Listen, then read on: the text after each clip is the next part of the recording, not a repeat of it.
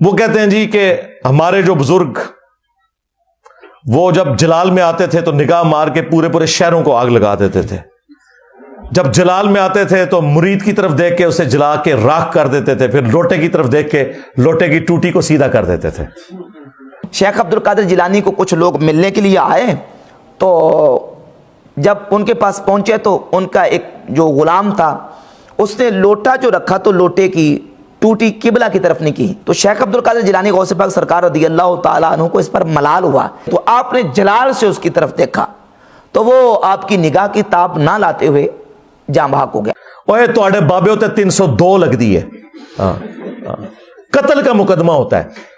اور اگر اپنے بابوں کو بچانا ہے تو ان واقعات سے اعلان برات کرو, ورنہ قرآن کی روح سے ایسا بابا ہمیشہ کے لیے جہنم میں ہے جس نے اپنا مرید جلا کے راکھ کر دیا. کیونکہ قرآن میں ہے جس نے قتل نہ حق کیا مومن کا وہ ہمیشہ کے لیے جہنم میں ہے. لو سامو پھر.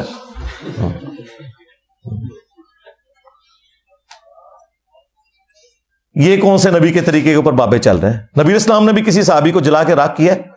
انس بن مالک کے الفاظ ہیں بخاری مسلم میں, 10 سال حضور کو وضو کروایا. وہ کہتے ہیں میں 10 سال کا بچہ تھا, میری ماں ام سلیم چھوڑ گئی, میں نبی اسلام کو وضو کروایا کرتا تھا.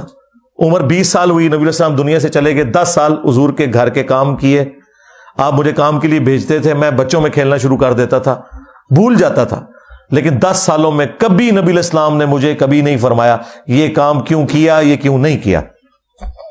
اور تمہارے پیر جو ہیں وہ ان مریدوں کو جلا کے راکھ کرتے تھے جو مرید اس لیے ہوئے تھے کہ اپنی آخرت بچائیں گے. وہ مرید نے اپنی آخرت کیا بچانی تھی, دنیا سے گیا اور تمہارے بابے کی آخرت بھی ساتھ ہی لے گیا.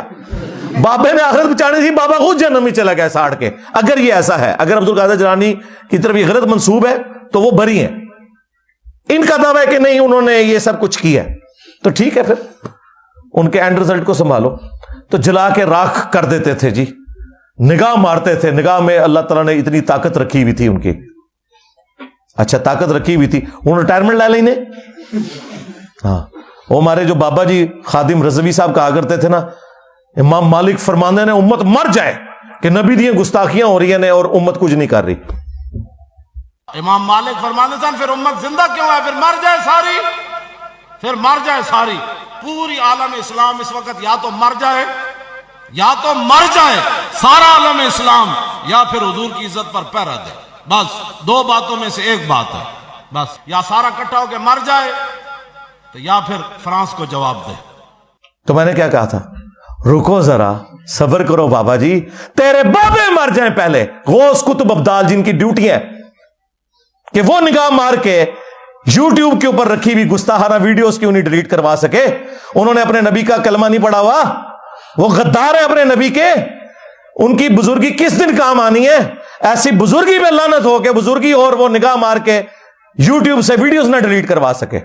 اللہ نے نہیں یہ کرنا, اللہ نے آپ کی ڈیوٹی لگائی ہوئی ہے امت کی, اس لیے تو وہ کہہ رہے ہیں نا کہ امت مر جائے. تو امت تو بیچاری ہے ہی گئی گزری, پہلے بابے مرے جن کے پاس اختیار ہے. سب سے پہلے وہ بابا ڈھونڈنے جہاں پہ یوٹیوب کی ہارڈ ڈسک رکھی ہوئی ہے, ادھر جس غوث قطب ابدال کی ڈیوٹی ہے نا اس پہ 295 سی لگائیں, اسے چوک میں پھانسی دیں. غدار, تو ویڈیوز نہیں ڈیلیٹ کروا سکا, تو نے اپنے نبی کا کلمہ نہیں پڑھا ہوا صلی اللہ علیہ وآلہ وسلم. عزتیں ویل کی ہیں تم نے اللہ اور اس کے رسول کے نام کے اوپر, چندے بٹورے ہیں تم نے اللہ اور اس کے رسول کے نام کے اوپر, سواریاں سوار کی ہیں تم نے مکے اور مدینے کی آوازیں لگا کر, اور پھینکی ہیں بغداد شریف, اجمیر شریف, دیوبند شریف, بریلی شریف. تو دیکھو اللہ تعالیٰ نے تم سے کتنا بڑا انتقام لیا ہے. 1200 سال میں جو عزت تم نے کمائی تھی نا, اللہ تعالیٰ نے 12 سال کے اندر یوں ختم کر دیا. میرے نبی سا ہے ہی کوئی نہیں, تیرے بابے تھے شاہ ہی کوئی نہیں. تو یوٹیوب سے ویڈیوز ڈیلیٹ کروائیں, ہم مان لیں گے. چلو اون کر کے دس دو, کہانیاں مشہور کی ہوئی ہیں.